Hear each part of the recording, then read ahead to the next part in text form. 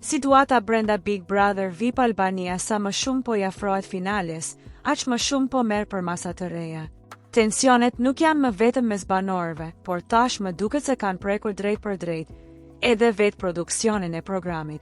Së fundmi ka qenë Mateo, ai që ka bërë deklarata të forta, një lëvizje që mund të rrezikojë seriozisht pozicionin e tij tani që finalja është kaq pranë. Gjithçka lidhet me mënyrën se si Mateo po e sheh këtë sezon të Big Brother VIP. Sipas tij, shumë gjëra janë bërë tashmë të qarta dhe loja nuk po zhvillohet në mënyrë të barabartë. Ai duket se ka krijuar bindjen se brenda shtëpisë ka një favorizim të hapur ndaj një banori të caktuar.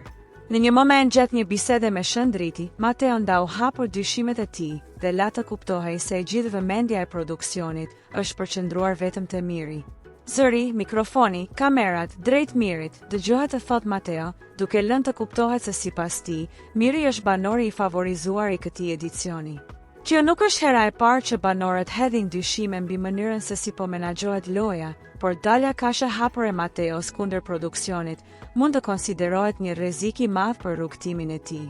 Në një moment kaq delikat, pak ditë para finales, çdo deklaratë e tillë mund të kthehet kundër tij. Sipas shumë ndjekësve të programit, Mateo shihet si fituesi moral dhe i publikut i këtij sezoni.